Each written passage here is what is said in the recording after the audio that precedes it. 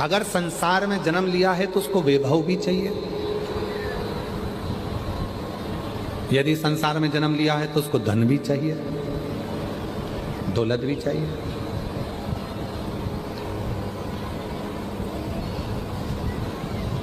नहीं है उसके पास इतना वैभव, नहीं है उसके पास इतना धन, तो वो धन कैसे प्राप्त कर सकता? बाबा जी, जगत गुरु शंकराचार्य जी ने कनक धारा स्तोत्र का पाठ बताया था लक्ष्मी के। जगत गुरु शंकराचार्य जी ने अपनी भाषा में उसका वर्णन किया, और वो स्वयं शिव का दिया हुआ, शंकर का दिया। इसलिए जगत गुरु शंकराचार्य जी ने कनक धारा स्तोत्र का स्मरण करा। कहा, जब मनुष्य धन विहीन होता है, वैभव विहीन होता है, उसके पास में संपदा नहीं होती है, और अगर वो मेरे ही शिव नाम से, कुबेरेश्वर नाम से, शिव नाम से, कुबेर भंडारी के नाम से लाल चंदन का लेपन कर कर जब वो जल समर्पित करना प्रारंभ करता है, तो निश्चित है उसके घर में वैभव की वृद्धि होना प्रारंभ। कभी मौका लग जाए अपनी जिंदगी में, कभी मौका लग जाए, कभी तुम्हारी जिंदगी में मौका लग जाए, सिद्धि विनायक गणेश जी का दर्शन करने के लिए जाओ, दगड़ू गणेश का दर्शन करने के लिए जाओ, अष्ट विनायक का दर्शन करने के लिए जाओ, उनके मंदिर में एक बार आवाज लगा कर कह देना, हर हर महादेव। सबसे ज्यादा खुश होंगे मेरे गणेश जी महाराज, आज तो मेरे पिता का आशिक आया है, आज मेरे पिता को चाहने वाला आया है, और पिता का प्रेमी मेरा भी प्रेमी। कभी हरि विठ्ठल का दर्शन करने के लिए पंढरपुर में जाओ, क्योंकि भारत की भूमि पर केवल एक भगवान नारायण का मंदिर ऐसा है, पूरी भारत की भूमि में क्या पूरे विश्व में केवल भगवान पांडुरंगा हरि विठ्ठल का मंदिर ऐसा है जिसमें भगवान विष्णु के सिर पर शंकर का शिवलिंग है। वो पूरी दुनिया में एक हरि विठ्ठल में, केवल पांडुरंगा हरि विठ्ठल। इसलिए पंढरपुर में दर्शन करने जाओ, विठ्ठल विठ्ठल विठ्ठल विठ्ठल विठ्ठल विठ्ठल के साथ में एक आवाज और होना चाहिए, हर हर महादेव। तो हरि विठ्ठल प्रसन्न हो जाते हैं। मेरे मस्तक पर जो शिव बैठे हैं उसको देखकर आवाज लगा रहा है, हरि विठ्ठल। जो बेटा बेटी नौकरी के लिए अप्लाई कर रहे हैं, जो बेटा बेटी चाहे सरकारी नौकरी हो, प्राइवेट नौकरी हो, सर्विस के लिए अप्लाई कर रहे हैं, उन बेटा बेटियों से निवेदन है, दुर्वा शिव जी को समर्पित कर कर, केवल दूब जानते हो ना, दुर्वा सब जानते हैं, दुर्वा जो माला पिनाई थी उसमें बहुत सारी लगी थी, दुर्वा। जो बेटा बेटी सर्विस के लिए अप्लाई कर रहे हैं, तुम मेहनत करो, पढ़ाई करो, खूब पढ़ो, खूब तैयारी करो, अच्छे से तैयारी करो। जितनी मेहनत तुमने पूर्व में करी उससे दुगनी मेहनत तुम करो उस नौकरी को पाने के लिए। और साथ में जब एग्जाम के लिए जाओ, कहीं इंटरव्यू देने के लिए जाओ, दुर्वा शिव जी को, इस दुर्वा का जो डंडी का मुख है ये अशोक सुंदरी वाली जगह, फिर समझ लीजिए जैसे ये शिवलिंग, ये गोल जलाधारी, यहाँ से पानी नीचे गिरता है, बीच में अशोक सुंदरी का स्थान होता है। तो ये जो दुर्वा हम चढ़ाएंगे तो इसका डंडी का मुख शिवलिंग के ऊपर चढ़ाएंगे, तो ये शिवलिंग पर डंडी की जो भाग है वो अशोक सुंदरी की ओर हो गया और ये भाग इस ओर हो गया। शिव जी को समर्पित कर कर पहले दुर्वा चढ़ाएंगे, उसके बाद में देवाधिदेव महादेव को एक लोटा जल जो तुम घर से लेकर गए हो वो समर्पित करो। 3 महीना लगातार अपनी पढ़ाई की मेहनत करो, अपने इंटरव्यू की मेहनत करो और खूब अच्छा पढ़कर साथ में एक लोटा जल और दुर्वा शिव जी को, भले 10 दुर्वा की जगह केवल एक दुर्वा चढ़ाओ, चढ़ाकर जल चढ़ाना, 3 महीने तक लगातार बाबा से प्रार्थना करना। विश्वास कहता है अगला पत्र तुम्हारा व्यासपीठ पर होगा, नौकरी लगेगी, निश्चित है।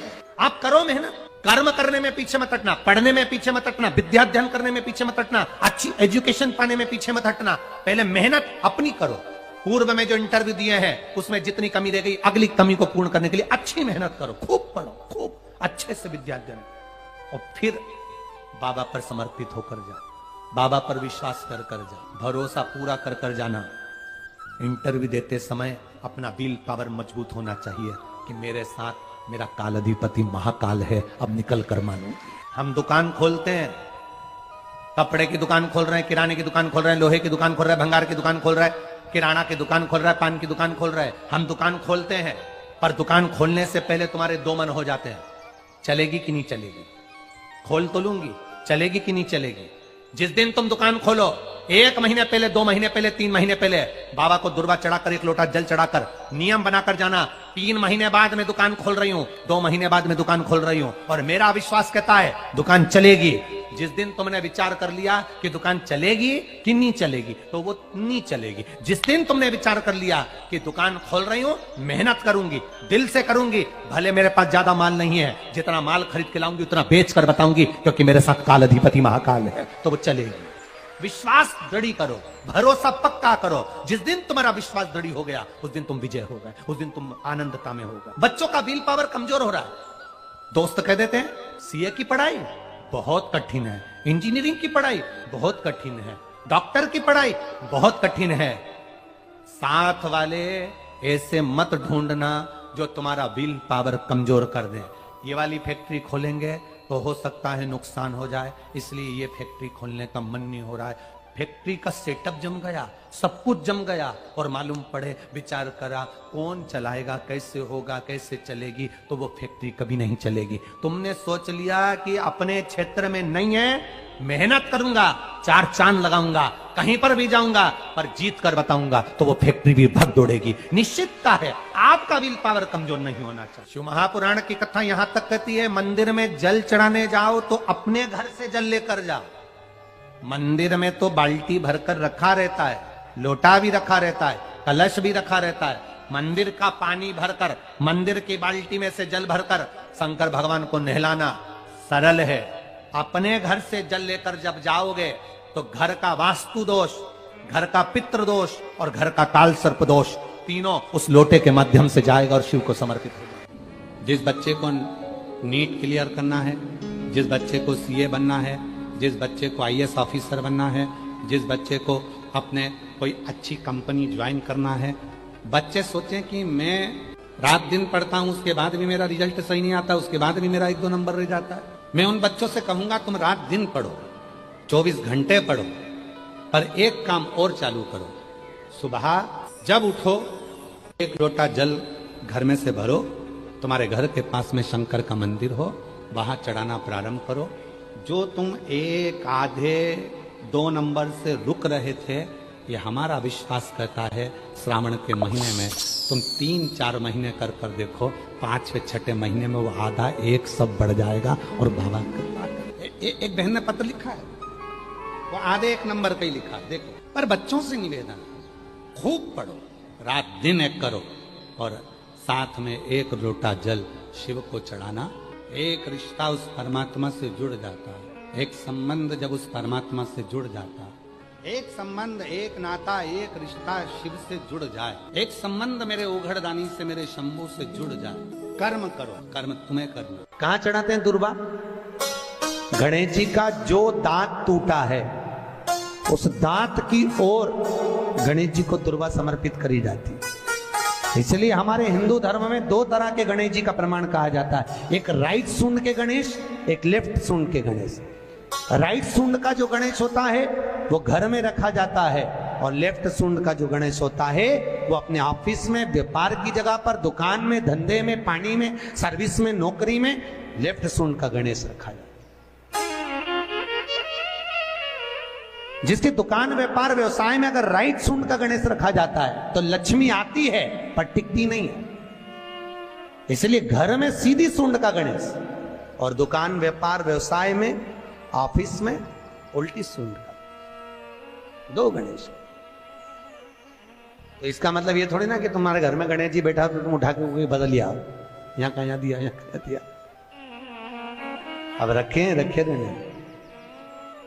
हमेशा याद रखो, गणेश चतुर्थी के बाद अनंत चतुर्दशी पर जब गणेश जी का विसर्जन करते हैं तो गणेश जी की 2 धर्म पत्नियां, वैसे तो गणेश जी की कुल मिला के 5 पत्नी, कितनी है? गणेश जी की 5 पत्नी। पहली श्री, दूसरी तुष्टि, तीसरी पुष्टि, चौथी रिद्धि और 5वीं सिद्धि। ये व्यक्ति के नाम के आगे जो लिखा रहता है ना, श्रीमान, ये श्री संबोधन कहां से आया? और एक पीछे लिखते हैं, जैसे नाम के आगे आगे लिखते हैं श्री और पीछे लगाते हैं जा में ई की मात्रा जी। लिखते हैं कि इधर नहीं लिखते? लिखते हैं श्रीमान अग्नि प्रसाद जी, श्रीमान बद्री प्रसाद जी, श्रीमान हरीश प्रसाद जी। तो श्री आगे क्यों आया और जी पीछे क्यों आया? कौन ने लगाया, किस लिए लगाया, कौन ने बताया कि आगे श्री लिखो? किसी के नाम के आगे जी लिख दे, पीछे श्री लिख दे, मर्जी अपनी, अपन कुछ भी लिख सकते। और किसने कहा कि आगे श्री लिखो? क्योंकि गणेश जी महाराज जब विवाह करने जा रहे थे और गणेश जी की जब बारात जा रही थी तो यमुना जी के तट पर गणेश जी की प्रथम पत्नी श्री गणेश जी के चरण पखारने के लिए खड़ी हो गई।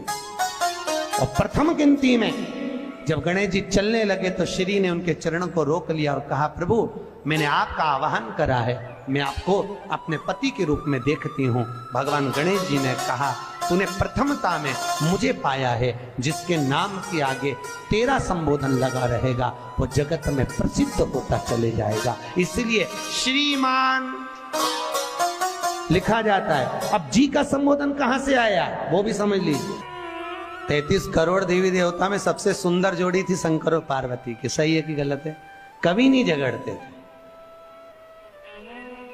इसलिए पृथ्वी पर ना तो लक्ष्मी जी के व्रत हैं, ना ब्रह्माणी के व्रत हैं, ना इंद्राणी के व्रत हैं। अगर पूरी पृथ्वी पर सबसे ज्यादा व्रत किसके हैं? माता पार्वती। तीज का व्रत किसका? पार्वती का। चतुर्थी का व्रत किसका? पार्वती का। चौथ का व्रत किसका? पार्वती का। छठ का व्रत किसका? पार्वती का। जितने व्रत है सब माता पार्वती। लक्ष्मी जी का कोई व्रत है क्या?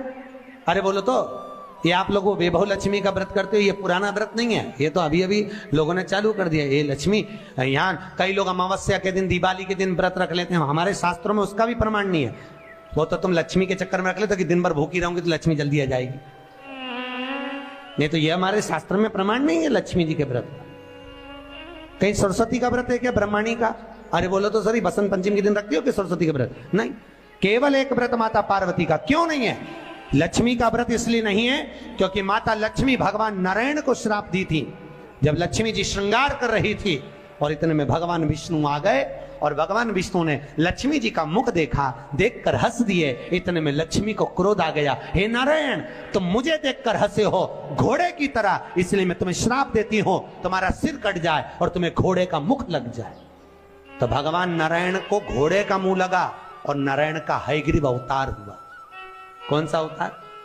हयग्रीव। ये लक्ष्मी का श्राप नारायण को लगा था, इसलिए लक्ष्मी का कोई व्रत नहीं। ब्रह्माणी ने ब्रह्मा को श्राप दिया था पुष्कर राज की भूमि पर। जब पुष्कर राज की भूमि पर यज्ञ हो रहा था, ब्राह्मणों ने कहा, ब्रह्म देवता मुहूर्त निकल रहा है, जल्दी यज्ञ में बैठो। ब्रह्मा जी ने नारायणी से कहा, ब्रह्माणी से कहा, ब्रह्माणी जल्दी चलो, सरस्वती जल्दी चलो, यज्ञ में बैठना है। ब्रह्माणी ने कहा, भी आई तैयार होके। ब्रह्माणी तैयार होने में लगी रही, बहुत समय निकल गया, मुहूर्त निकलने लगा। ब्रह्मा जी से ब्राह्मणों ने कहा, ये मुहूर्त निकल रहा है। ब्रह्मा जी ने कहा, करे क्या? इतने में ब्राह्मणों ने कहा, तुम बताओ क्या करे? ब्रह्मा जी बोले, आपको जो करना है करो। ब्राह्मणों ने गाय को पकड़ कर ले आए और गौ माता को खड़ी कर कर गाय के सामने वेद ध्वनि करना प्रारंभ करा। जब वेद ध्वनि करी तो गाय के मुख से वेद माता गायत्री को प्रकट कर लिया। गायत्री को प्रकट करा, ब्रह्मा जी के पास में गठजोड़ा बांधकर बिठा दिया। जैसे बिठाया उसी समय पर ब्रह्माणी आ गई और ब्रह्माणी ने आकर देखा, ब्रह्मदेव तुमने मेरी जगह पर दूसरी नारी को बिठाया है, मैं तुम्हें श्राप देती हूं, तुम्हारे पृथ्वी पर कहीं मंदिर नहीं बनेंगे। ब्रह्माणी ने श्राप दे। कहीं पर मंदिर है ब्रह्मा जी का? केवल एक जगह पुष्कर जी में, जहां यज्ञ करा था वहां। तो ब्रह्माणी ने ब्रह्मा को श्राप दिया, लक्ष्मी ने नारायण को श्राप दिया, इंद्राणी ने इंद्र को श्राप दिया, और एक माता पार्वती ऐसी थी जो कभी ऊंची आवाज में बात नहीं करती थी। इसलिए पृथ्वी पर सबसे ज्यादा व्रत माता पार्वती के होते हैं। यदि भगवान गणेश जी की पूजन और भगवान शंकर की पूजन दोनों जब शमी पत्र से करी जाती है तो शरीर में कैसा भी रोग भरा पड़ा, डॉक्टर ने कह दिया कि यह बहुत बेकार रोग है, और ये रोग इसका पीछा नहीं छोड़ेगा।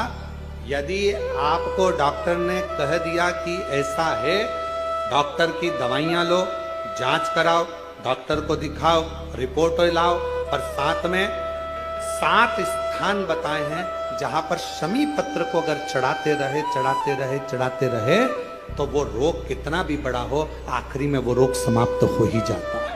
7 स्थान बताए शमी पत्र। अब शमी पत्र के 7 स्थान तो बताएं, पर शमी पत्र की इतनी महत्वता क्यों है, मंदार की इतनी महत्वता क्यों है, गणेश जी की पूजन में, शिव जी की पूजन में इतनी महत्वता क्यों है? 7 स्थान पर शमी पत्र का वर्णन किया गया। शिव महापुराण के वो 7 स्थान शिवलिंग के आप लोग देखेंगे, दर्शन करेंगे। ये मानकर चलिए ये जलाधारी है, ये जहां से जल बहता है वो स्थान, ये शिवलिंग है। समझ में आ रहा है सबको? ये शिवलिंग, ये जलाधारी, ये जल बहता है वो स्थान, बीच में अशोक सुंदरी का स्थान, गणेश जी कार्तिकेय जी का स्थान, माँ जगत जननी का हस्तकमल, शिवलिंग, ऊपर जलाधारी में जया, विषहरा, श्यामली बारी, दौतली। 7 स्थान बताए। पहला स्थान अशोक सुंदरी का स्थान, द्वितीय स्थान भगवान श्री गणेश जी महाराज का स्थान, जहां गणेश जी का स्थान है सीधे भाग में। तृतीय स्थान मां पार्वती जी का हस्तकमल। चतुर्थ स्थान भगवान शंकर का शिवलिंग। चौथा, 5वां स्थान नंदी का उठा हुआ चरण, जो नंदी का पांव उठा हुआ रहता है एक आगे वाला, 5वां स्थान। और 2 शमी पत्र भगवान शंकर के सम्मुख में से अपनी कामना कर 3 बार पंचाक्षर मंत्र का या श्री शिवाय नमस्तुभ्यम का स्मरण कर वो शमी पत्र भगवान शंकर के शिवलिंग पर फिर समर्पित कर दिया। अगर ये 7 शमी पत्र समर्पित कर एक बेलपत्र शिव जी को समर्पित करा जाता है तो धीरे धीरे कैसा भी बड़े से बड़ा रोग हो वो धीरे धीरे कटना प्रारंभ हो जाता है। गणेश जी महाराज को एक दुर्वा प्राप्त हो गई। उस दुर्वा की महत्वता को जो समझा, हम तो यहां तक कहेंगे, शायद आप लोगों के स्मरण में है नहीं है, कि कभी कभी जब तुम्हारा मन कर जाए कि आज मेरा मन है और बारिश में, बरसात में बहुत सारी दुर्वा आ जाती है, बहुत सारी दुर्वा आ जाती है, तो दुर्वा की ही कंठी, दुर्वा की ही माला बनाकर, दुर्वा की ही माला बनाकर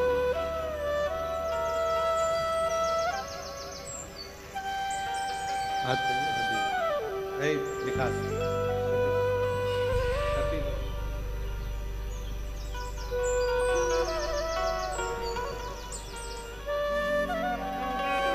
दुर्वा की ही माला बनाकर कभी कभी, जैसे ये शिवलिंग है और दुर्वा की माला बनाकर इस शिवलिंग पर उस माला को बीच में से पूरी जोड़ेंगे नहीं, आधी माला, मतलब कटी हुई होना चाहिए, जुड़ी हुई नहीं होना चाहिए। माला को ये अशोक सुंदरी वाली जो जगह है, यहां से दुर्वा की माला चढ़ाते चढ़ाते चढ़ाते चढ़ाते शिवलिंग पे से मां जगत जननी की पीठी का तक वो माला जाए। अभी बारिश में दुर्वा आ जाती है, सावन के महीने में, आषाढ़ के महीने में, कुमार के महीने में, कार्तिक के महीने में, जब तुम्हारा मन पड़ जाए और अगर तुम्हारे बगीचे में दुर्वा मिल जाती हो तो हर महीने भी अगर आपने यहाँ अशोक सुंदरी से दुर्वा की माला बनाई और उस माला को यहाँ से चढ़ाते चढ़ाते चढ़ाते चढ़ाते ऐसे शिवलिंग पर समर्पित करते हुए अपने उंगली पर थोड़ा सा घृत लगाकर बीच में एक बिंदी लगा दें और बाबा को हर हर महादेव। दोस्तों वीडियो अच्छा लगे तो ज्ञान शक्ति चैनल को सब्सक्राइब करना ना भूलें। राधे राधे। 2 या 3 बार आप अगर दुर्वा की माला समर्पित कर देते हैं तो जो भी मन की कामना होती है, मेरा देव अधिदेव महादेव पूर्ण जरूर कर। उस